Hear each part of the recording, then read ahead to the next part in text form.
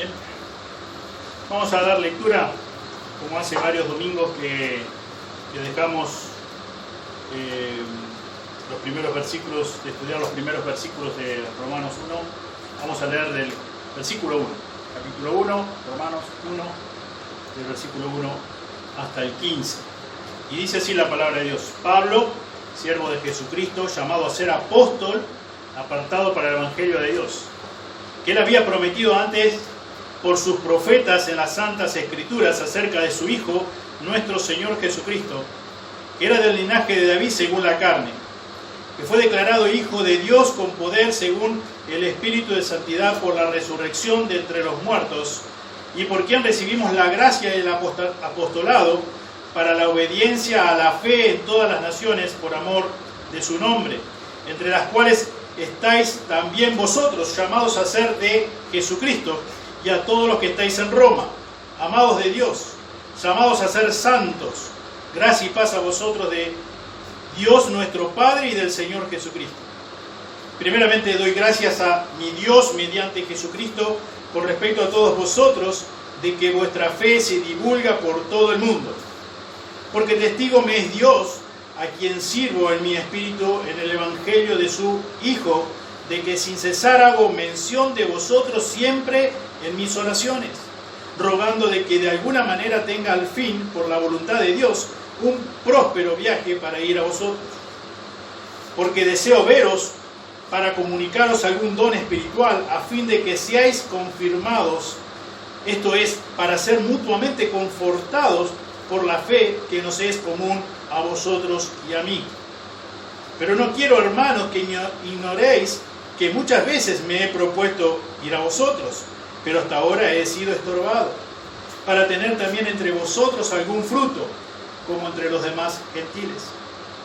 A griegos y a no griegos, a sabios y a no sabios soy deudor. Así que, en cuanto a mí, pronto estoy a anunciaros el Evangelio también a vosotros que estáis en Roma. Amén. Señor, nuevamente nos encomendamos a ti. Particularmente me encomiendo a ti, Señor, para que tú me ayudes, como decíamos al comienzo, para que puedas solamente exponer lo que tu palabra dice. Señor, ella es la que realmente, por ella fuimos renacidos, por ella nos alimentamos el alma, alimentamos nuestra alma, Señor, y por ella, Señor, podemos conocerte más. Señor, acudimos a la ayuda de tu Espíritu Santo para que nos ilumine. Señor, ayuda a cada hermano, a cada oyente, Señor, en esta tarde, para escuchar tu palabra. Gracias, Señor, nuevamente por ella. Gracias, Señor, por el poder que tienes en sí mismo. Gracias, Señor, porque tu palabra es perfecta. Gracias, Señor, porque tu palabra es como espada de dos filos.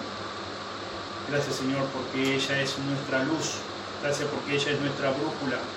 Gracias, Señor, porque ella es nuestro espejo. Señor, ayúdanos, Señor.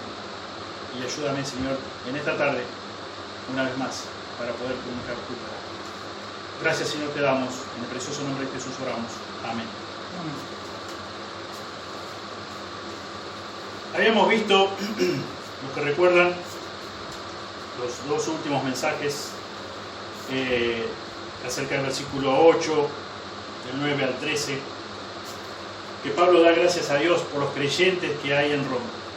Si bien él no fue el que Dios usó para comunicar el Evangelio, pero él realmente, como hemos leído en los versículos del 8 en adelante, él dice que sin cesar da gracias a Dios y que hace mención de ellos siempre en sus oraciones. Pablo oraba por los creyentes en Roma, no hay duda de eso. Pablo, obviamente, que ama a Cristo, es notable, como se puede ver, pero también ama a la iglesia. Y habíamos dicho en algún momento, cuando desarrollamos de estos versículos del 8 hasta el 13 inclusive, que decir amar a Dios o amar a Cristo y no amar a la iglesia es absurdo, no es compatible. Amar a Dios, amar a Cristo, es decir, amo a la iglesia. No puedo amar a la cabeza si no amo a su cuerpo. Pensá por un momento si podés amar a una persona de todo corazón, pero solamente amás la cabeza de esa persona, no amás el cuerpo. Le pasa un accidente, no en la cabeza, sí, disculpame, no te puedo ayudar. porque no es la cabeza. Yo no amo el cuerpo, no amo tu cuerpo, amo la cabeza. Es absurdo, es ridículo.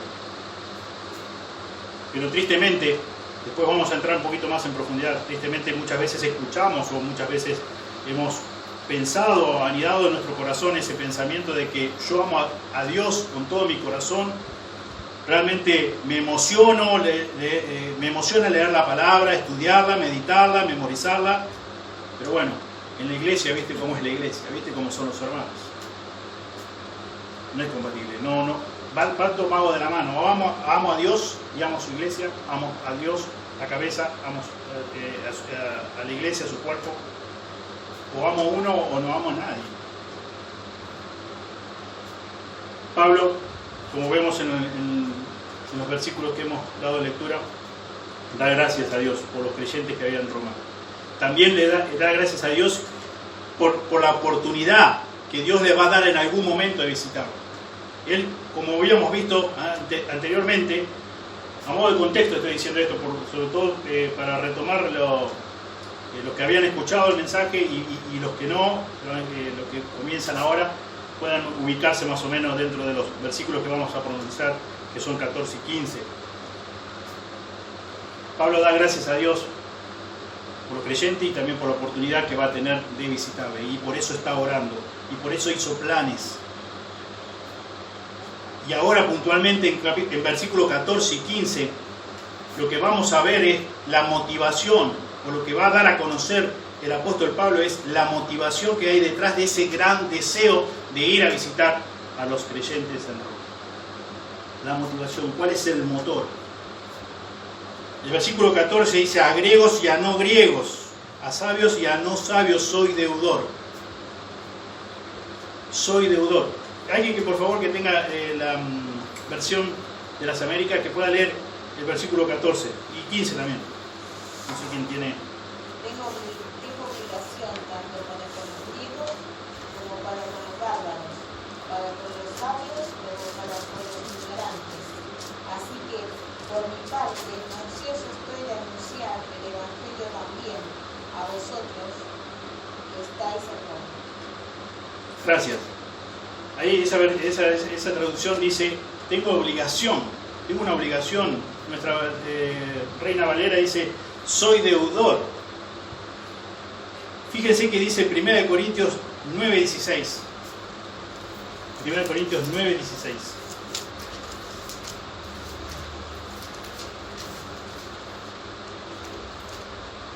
Pues si anuncio el Evangelio no tengo por qué gloriarme, porque me es impuesta necesidad, y ay de mí si no anunciar el Evangelio. Bueno, muchas gracias. Es el mismo escritor, el apóstol Pablo, que está escribiendo a los romanos, y acabamos de leer que a los corintios que él escribe: me es impuesta necesidad, ay de mí si no anunciar el Evangelio. Y acá en Romanos dice: soy deudor. Soy deudor. ¿De qué es deudor Pablo? Pablo tenía un sentido, como dice la traducción de las Américas, un sentido de obligación, realmente un peso. ¿Y de qué era deudor Pablo? ¿De quién era deudor?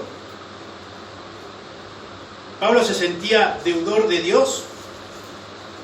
No, porque el Evangelio no se va a sentir deudor de Dios, porque el Evangelio es por gracia, es por medio de la fe.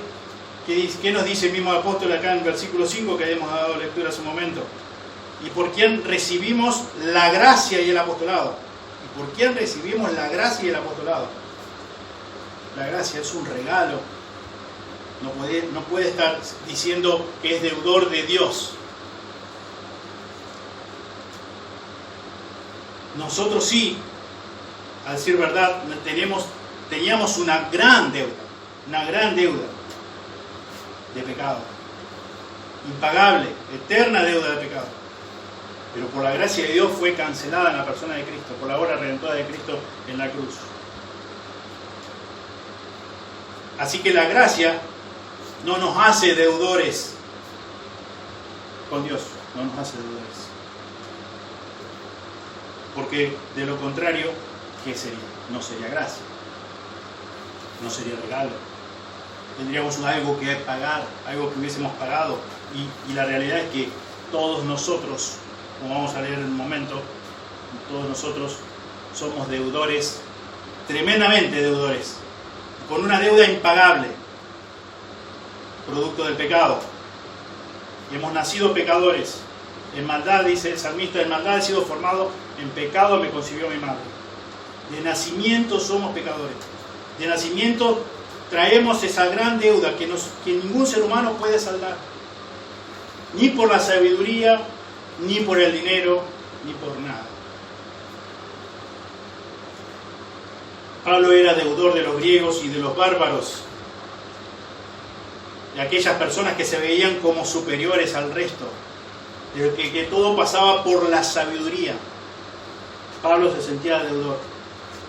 Me corrijo, no es que se sentía. Él dice claramente, me gusta la traducción de Reina Valera, dice, a griegos y a no griegos, a sabios y a no sabios, soy deudor. No dice, me siento deudor. Me siento en el compromiso, no, soy deudor. A los ricos y a los no tan ricos, a los que tienen un estudio universitario y a los que no tienen, a los que son famosos y los que no, a los que son analfabetos, a los que son pobres. Dice Pablo, soy deudor. Cuando Dios te hace partícipe de su gracia, al mismo tiempo te hace deudor del resto de los pecadores, que necesitan la misma gracia que vos y yo necesitamos. ¿Qué dice el Evangelio de Mateo? Capítulo 10, versículo 8 al final. Dice, de gracia recibisteis, dad de gracia. De gracia recibiste, dad de gracia. Cuando Dios nos hace partícipe de su gracia al mismo tiempo, automáticamente te convierte a vos y a mí en deudor del resto de los pecadores que necesitan de la misma gracia para ser salvos. Dios nos ha dado de su gracia. El mismo escritor, inspirado por el Espíritu Santo de Dios, en Efesios 2, el apóstol Pablo escribe 2.1, Efesios 2.1 dice, y Él os dio vida a vosotros cuando estabais muertos en vuestros delitos y pecados, en los cuales anduvisteis en otro tiempo siguiendo la corriente de este mundo, conforme al príncipe de la potestad del aire, el espíritu que ahora opera en los hijos de desobediencia. Versículo 3, entre los cuales también todos nosotros vivimos en otro tiempo, en los deseos de nuestra carne, haciendo la voluntad de la carne y de los pensamientos, y éramos por naturaleza hijos de ira, lo mismo que los demás. Todos iguales, todos viles pecadores. La Escritura también dice que por un hombre entró el pecado en toda la raza humana. Fue puesto en tu cuenta, fue puesto en mi cuenta el pecado de Adán. Fue imputado. Eso es lo que quiere decir. Entonces, nacemos todos pecadores y el apóstol Pablo está diciendo ahí a los hermanos de Éfeso que todos sin Cristo estamos en el mismo nivel. Todos iguales. Todos hijos de ira. Todos desobedientes. Todos aborrecedores de Dios. Todos con una deuda impagable. Ningún ser humano puede saldar su deuda de pecado frente a Dios. Ninguno. Por eso habla la Escritura de una muerte eterna en el lago de fuego que nunca se apagará. Nadie puede pagar hasta un punto que pueda saldar esa deuda y que quede esa deuda en cero. No, jamás. Solo Dios, a través de la persona de Cristo, pudo saldar esa deuda. Ahora bien, si vos y yo, como hijos de Dios, nos sentimos superiores a las demás personas, sobre todo al mundo incrédulo, a las personas inconversas, a las personas que no han conocido la verdad, a las personas que no son hijos de Dios. Todos somos criaturas de Dios, pero no todos somos hijos de Dios. Juan 1.12 dice, más a todos los que le recibieron, a los que creen en su nombre, les dio potestad de ser hechos hijos de Dios. No somos por nacimiento hijos de Dios, somos criaturas. Pero nosotros, que ya hemos conocido la verdad, que por la gracia de Dios, por medio de la fe, podemos ser llamados hijos de Dios. ¿Cómo vemos, cómo nos sentimos frente al mundo que aún no conoce la verdad? Que aún no son llamados hijos de Dios. Tenemos un espíritu de superioridad. Miramos al mundo y decimos, pobre incrédulo, pobre impío, mirá lo que le espera. Ahí sí, ¿viste?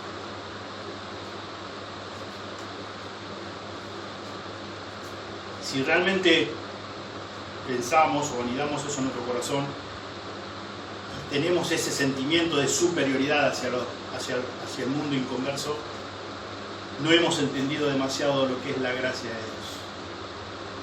Porque acabamos de leer en Efesios 2, 1 en adelante, que nosotros, dice el apóstol Pablo, inspirado por el Espíritu Santo de Dios, nosotros estábamos muertos en delitos y pecados, muertos espiritualmente, no medios muertos, no un poquito menos muertos que el resto, no, muertos, 100% muertos, merecedores de un castigo eterno en el infierno.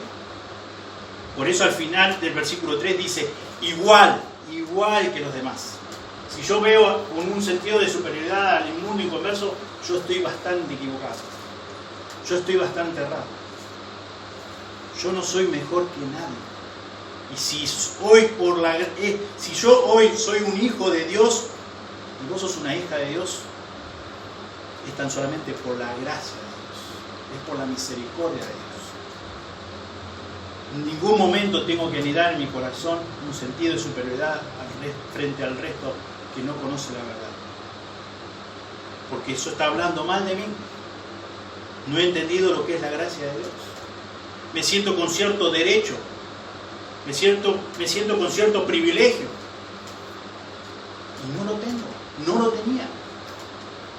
Tan solamente, si hoy puedo dar algo bueno, es por la gracia de Dios. De gracia recibimos, damos de gracia.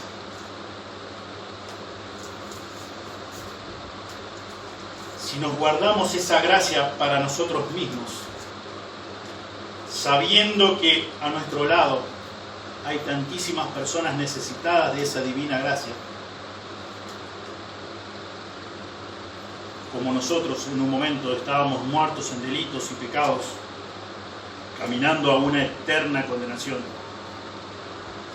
Y ahora que por la gracia de Dios conocemos la verdad, conocemos al único Dios verdadero, conocemos a Jesucristo a quien ha enviado, ahora que nosotros conocimos lo que es el perdón en Cristo para todo aquel que en Él cree, como dice el apóstol en versículo 16 de Romanos 1, porque no me avergüenzo del Evangelio, porque es poder de Dios para salvación a todo aquel que cree. Ahora que nosotros sabemos que en Dios hay perdón y Dios tan solamente lo concede por gracia, que a través del Evangelio podemos obtener la vida eterna, podemos pasar de muerte a vida, y no importa de quién se trate, Dios perdona a todos los pecadores. No hay un pecador que sea tan pecador que Dios no perdone. Nunca podemos sentirnos superiores al resto de las personas que aún no conocen la verdad. Aún nosotros tendríamos que estar ansiosos, como el apóstol Pablo, que dice aquí en versículo 14, capítulo 1 de Romanos, a griegos y a no griegos, a sabios y a no sabios, soy deudor. Debo estar ansioso en anunciar el Evangelio de Dios para aquellos que aún no lo conocen, para aquellos que están camino al infierno eterno. Debo de compartir esta maravillosa y extraordinaria noticia, la mejor noticia. Pensemos por un momento, ¿cuántas veces somos tan rápidos en contar una noticia que hemos recibido, que nos hemos enterado, ya sea por vía internet, porque alguien me dijo, porque me comentaron un trabajo en el colegio, un vecino o donde sea? ¿Qué tan ansiosos estamos nos enteramos, tenemos esa noticia y queremos, cuando estamos con alguien, automáticamente compartírsela. Porque nos atrapó esa noticia y queremos darla a conocer. Noticias temporales, noticias baratas podríamos decir, pero que llaman nuestra atención. Y lo que nace en nuestro corazón es compartirlo. ¿Qué pasa con la mejor noticia? Tenemos esa ansiedad y esa disposición y esa ansiedad por compartirla, por comunicar el Evangelio, la buena noticia de Dios. Como dice en versículo 1, el Evangelio de Dios. Pensemos si es así, si tenemos la misma ansiedad o no, si tenemos la misma, somos tan pronto para comunicar la noticia de valor eterno o no tanto. La gracia de Dios en Cristo es extraordinariamente maravillosa. La gracia de Dios en Cristo es extraordinariamente maravillosa. No hay una noticia tan buena, tan extraordinaria, valga la redundancia, tan maravillosa como es la gracia de Dios, que nosotros no merecíamos obtener la salvación y sin embargo en su gracia nos fue concedida. Es como si estuviéramos hablando de una especie de deuda moral, pero es mucho más que eso. Es mucho más que eso. A nuestro alrededor cada día hay muchísimas personas que están, como dice la Escritura, perdidas en delitos, muertas en delitos y pecados. Están perdidas eternamente. Como dice la Escritura, sin Dios y sin esperanza en el mundo. Pensemos. Comenzando desde nuestros familiares más cercanos, más íntimos, no tan íntimos, compañeros de trabajo, de colegio, vecinos, amigos, conocidos. ¿Cuántas personas están sin Dios y sin esperanza en el mundo? Los cuales necesitan la misma gracia que vos y yo un día pudimos disponer, por la misericordia de Dios. Y ahí en la cita que leíamos de Efesios 2, 1 al 3, en el versículo 4 de Efesios 2 dice: pero Dios, que es rico en misericordia, por su gran amor con que nos amó, aun estando nosotros muertos en pecados, nos dio vida juntamente con Cristo, por gracia sois salvos, y juntamente con Él nos resucitó y asimismo nos hizo sentar en los lugares celestiales con Cristo Jesús, para mostrar en los siglos venideros las abundantes riquezas de su gracia en su bondad para con nosotros en Cristo Jesús. Porque por gracia sois salvos por medio de la fe, y esto no de vosotros, pues es don de Dios, no por obra para que nadie se gloríe, porque somos hechura suya, creados en Cristo Jesús para buenas obras, las cuales Dios preparó de antemano para que anduviésemos en ellas. Pero Dios da toda una descripción, versículo 1, versículo 2, 3, de lo que éramos por nacimiento. Todos iguales, ninguno mejor que nadie, ninguno más muerto que el otro. Pero Dios, que es rico en misericordia, fue tan solamente por la misericordia de Dios que vos y yo hoy podamos ser llamados hijos de Dios. Y es la gracia que necesitan el resto de las personas que no le conocen, que no son llamados a hoy hijos de Dios. Esa gracia nos hace deudores. Y esa es la gracia a la cual se refiere el apóstol Pablo. Soy deudor de esa gracia que no merecía, no me correspondía, pero ahora me siento, soy deudor. Dejá de lado lo que sentís, sos.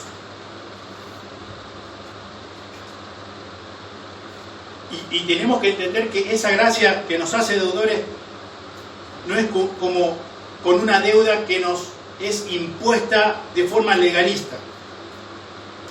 Todo lo contrario. Es una deuda de asombro, de gozo y de gratitud. Una deuda de asombro, de gozo y de gratitud. Si realmente, por la misericordia de Dios, nosotros hemos hallado gracia ante los ojos de Dios, y Dios nos ha perdonado a través de Jesús, nos ha dado, como leíamos también en Efesios, el don de la fe, el regalo de la fe. Y nosotros hoy podemos decir, conozco esa gracia. Realmente es así. Realmente vivimos en un asombro continuo. Deberías vivir en un asombro continuo. Si realmente conoces la gracia. Podemos estar gozosos a pesar de la circunstancia que nos rodea, que no sea favorable. Podemos estar gozosos en Dios. Pablo mismo escribe a los filipenses, regocijaos en el Señor siempre, otra vez digo, regocijaos. Y también habla ahí más adelante, en el capítulo 4, que debemos echar toda nuestra ansiedad recurriendo a Él en oración, con acciones de gracia, y la paz de Dios que sobrepasa todo entendimiento guardará vuestros pensamientos y vuestro corazón en Cristo Jesús. Esa gracia es una deuda de asombro, de gozo y de gratitud a Dios. La obra redentora de Cristo, conocer lo que Él realmente hizo en la cruz del Calvario, lo que vino a hacer. Hemos leído la Navidad pasada, en Mateo 1:21, que Jesús vino a este mundo con un único propósito. Nació obviamente para morir, pero lo que Él hizo fue para salvar a su pueblo de sus pecados. No vino a traer paz mundial, no vino a traer bienestar económico, vino a traer salvación. Vino a pagar, a saldar la deuda que ningún ser humano podía pagar, su deuda de pecado. Por el tremendo amor de Dios, como dice acá también el apóstol en Romanos 5:8 más, Dios muestra su amor para con nosotros, en que siendo aún pecadores, Cristo murió por nosotros. Y el versículo tan conocido de Juan 3:16, porque de tal manera amó Dios al mundo, que ha dado su Hijo unigénito para que todo aquel que en él cree no se pierda, mas tenga vida eterna.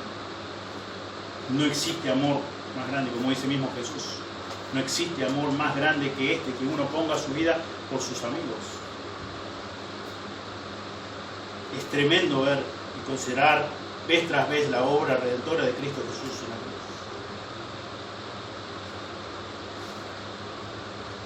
Nos llena de gozo, nos llena del corazón, de paz, porque nuestra situación delante de Dios pudo ser reconciliada con Dios mismo, pudo ser arreglada, pero no porque nosotros éramos mejores que alguien, todos igual. Pero nuestra deuda fue saldada, y es más, fuimos declarados justos, dice la Escritura. Y fue puesta, así como por Adán entró el pecado y fue imputado el pecado en cada uno de nosotros, también por un hombre, por Cristo Jesús, fue puesto a nuestra cuenta su justicia, saldada nuestra deuda de pecado y puesto a nuestra cuenta la justicia de Cristo. Podríamos estar días tras días, horas tras horas, hablando de lo que es la obra redentora de nuestro Señor Jesucristo.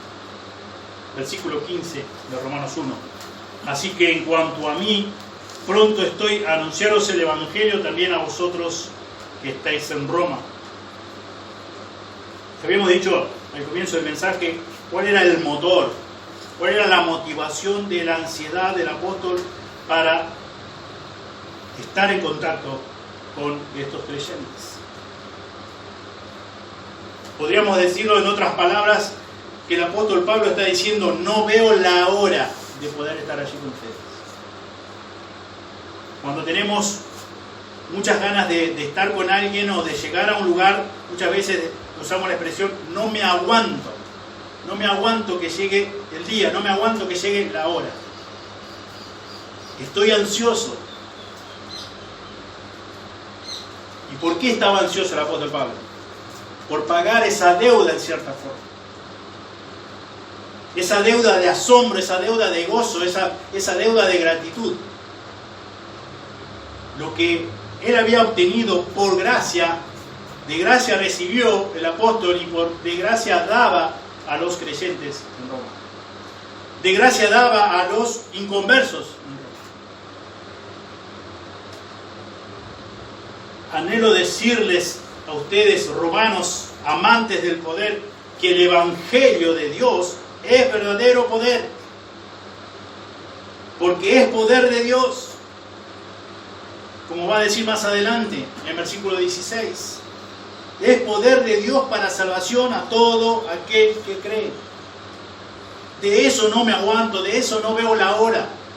Que se me dé la oportunidad, estoy ansioso de saldar, soy deudor, quiero saldar esa deuda.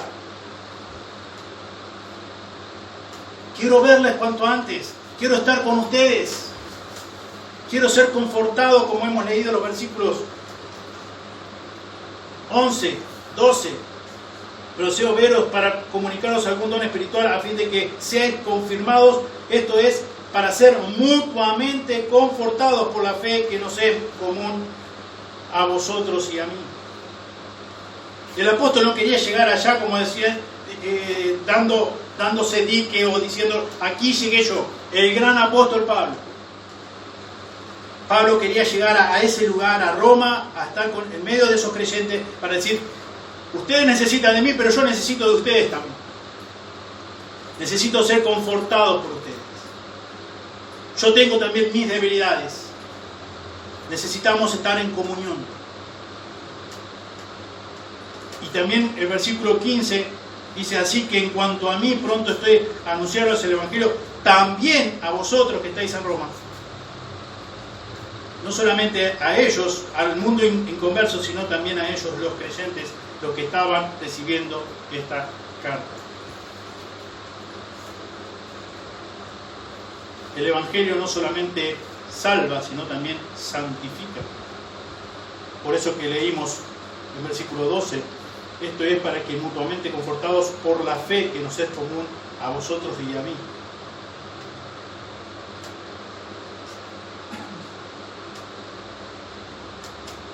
¿Percibís esta misma pasión, esta misma ansiedad, esta misma sensación de no me aguanto, de no veo la hora de comunicar y de pagar esta deuda,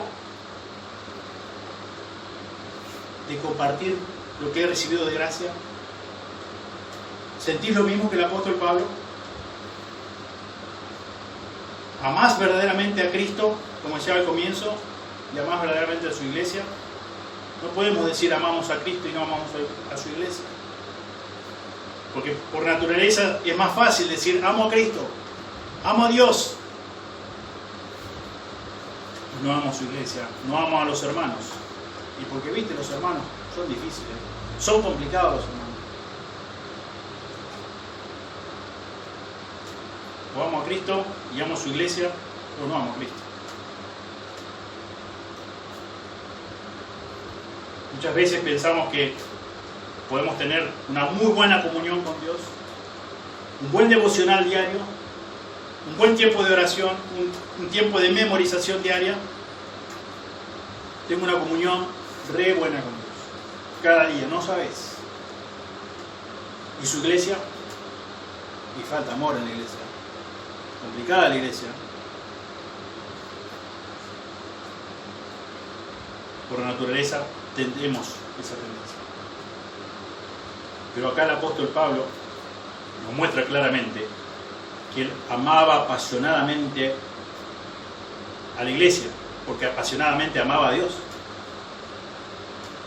Él, como hemos estudiado en los primeros versículos, simplemente lo menciono, él es imposible que no veamos esta realidad a través de los versículos que hemos dado lectura. Él no solamente lo decía en palabras de que estaba ansioso, de que lo tenías presente en sus oraciones, sino que deseaba él mismo estar presente, estar en comunión con ellos. Y eso es verdaderamente amor. Por eso, como hemos leído ahora, dice, por la fe que nos es común a vosotros y a mí. Somos hermanos. Y en el versículo 13 dice, no quiero, hermanos, que ignoréis que por muchas veces me he propuesto ir a vosotros, estar con ustedes, compartir tiempo con ustedes, pero hasta ahora he sido estorbado. ¿amaba verdaderamente a Dios? Obviamente que sí. ¿Y amaba verdaderamente a su iglesia? Obviamente que sí. Un deseo ferviente por estar con los hermanos que compartían la misma fe. Y dice el versículo 9 que hemos leído que sin cesar hago mención de vosotros siempre, siempre en mis oraciones. Habíamos también estudiado que el apóstol oraba, hacía planes y esperaba el tiempo de Dios. El tiempo de Dios. Muchas veces nosotros nos apresuramos, oramos y decimos, bueno, como pasa ya un tiempo y no pasa nada, bueno, tendré que tomar esta decisión. No es así. Es esperar el tiempo de Dios. Por eso él dice que he sido estorbado. Hasta el momento no he podido concretar el viaje. Pero no dejo de orar, no dejo de desear veros, dice el versículo 11. Porque deseo veros, deseo estar con ustedes. En términos gauchescos, deseo tomar mate con ustedes. Deseo compartir tardes, mañana con ustedes. Y no puedo, no he podido todavía. Pero espero en que Dios tiene el momento. ¿Y de qué quiero hablar? De las buenas noticias, de las gloriosas noticias, de la extraordinaria noticia. A ustedes que ya conocen la verdad, como dice el versículo 8, de que vuestra fe se divulga por todo el mundo, pero también del mundo que no conoce a Cristo, que no conoce la verdad.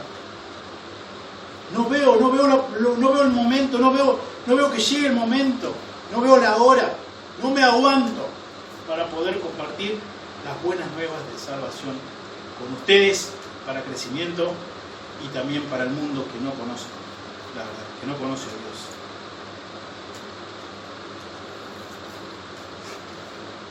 Efesios, ya para ir terminando, Efesios 5, pasaje muy conocido, sobre todo muchas veces cuando se dan estudios sobre matrimonios. Efesios 5, 25 al 27 dice: maridos, amad a vuestras mujeres así como Cristo amó a la iglesia y se entregó a sí mismo por ella, para santificarla, habiéndola purificado por el lavamiento del agua por la palabra, a fin de presentársela a sí mismo, una iglesia gloriosa, que no tuviese mancha ni arruga ni cosa semejante, sino que fuese santa y sin mancha. En el versículo 25 dice, obviamente está dirigido a los maridos, pero me encanta la aclaración que hace el apóstol Pablo diciendo: maridos, amad a vuestras mujeres así como Cristo amó a la iglesia y se entregó a sí mismo por ella. La vara de medir está bien alta. Como Cristo amó a su iglesia, derramando su sangre, pagó con su sangre, con su cuerpo. Y nosotros nos creemos con cierta libertad para decir: yo amo a Cristo con todo mi corazón, yo amo a Dios con todo mi corazón. Pero la iglesia deja mucho que desear. Cuando acá dice el apóstol Pablo, una vez más digo, inspirado por el Espíritu Santo de Dios, que Cristo amó a la iglesia como la amó, entregándose a sí mismo por ella. Y nosotros creemos tener la libertad para poder decir: amo a Cristo, amo a Dios, yo tengo buena comunión con Dios. Cada día leo la Biblia, estudio cada vez más, sé más pasajes de la Biblia de memoria. Pero la iglesia es difícil, complicado. Que hemos estado estudiando a través de nuestro hermano Oscar. Debemos soportar, debemos amarnos verdaderamente. Pero no podemos decir amo a Cristo y a su iglesia no tanto.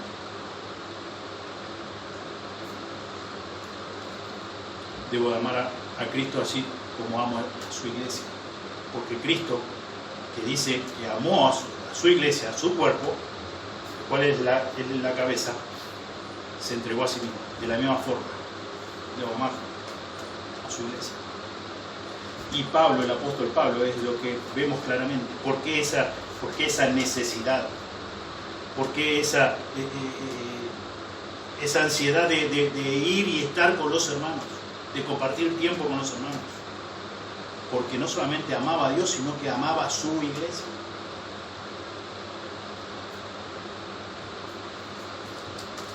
Acompáñenme para terminar lo que dice el apóstol Juan en su primera carta, capítulo 4, versículos 20 y 21.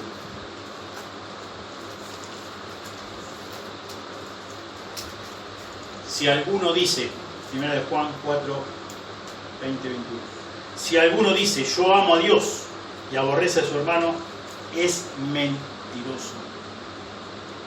Si alguno dice, yo amo a Dios y aborrece a su hermano, es mentiroso. Pues el que no ama a su hermano, a quien ha visto, ¿cómo puede amar a Dios a quien no ha visto? Y nosotros tenemos este mandamiento de Él: el que ama a Dios, ame también a su hermano. Si se fijan ahí en la primera carta, capítulo 2, versículo 4, también dice algo semejante. Aquellas personas que dicen, me encanta como el apóstol es bien claro, bien tajante en esto. Dice, 1 Juan 1, 4, el que dice, yo le conozco, yo conozco a Dios, y no guarda su palabra, no guarda sus mandamientos, el tal es mentiroso y la verdad no está en él. Pero el que guarda, versículo 5, pero el que guarda su palabra, en este verdaderamente el amor de Dios se ha perfeccionado. Por esto sabemos que estamos en Él. El que dice que permanece en Él debe andar como Él anduvo. El que dice, yo amo a Dios y no le obedezco, esa persona es mentirosa. Y ya como hemos estudiado, se está apuntándonos que está diciendo una mentira en ese momento. Su carácter es mentiroso. No conoce la verdad. Por eso dice Juan, dice, la verdad no está en Él. Y de la misma forma, en capítulo 4, versículo 20, dice, si alguno dice, yo amo a Dios, y no ama a su hermano, aborrece a su hermano, dice, es mentiroso. Es más fácil, como decíamos en un instante, hace un instante, es más fácil decir amo a Dios. Es más fácil decir, conozco a Cristo, amo a Cristo, tengo buena comunión con Cristo, tengo un buen devocional diario, leo muchos versículos, me los sé ya de memoria. Pero amar verdaderamente, interesarme verdaderamente por su iglesia, por los hermanos, no es tan fácil. Porque ahí tengo que poner en práctica ese amor. Si realmente soy un hijo de Dios, tengo que, como dice acá en Juan 4:19, nosotros le amamos a Él porque Él nos amó primero.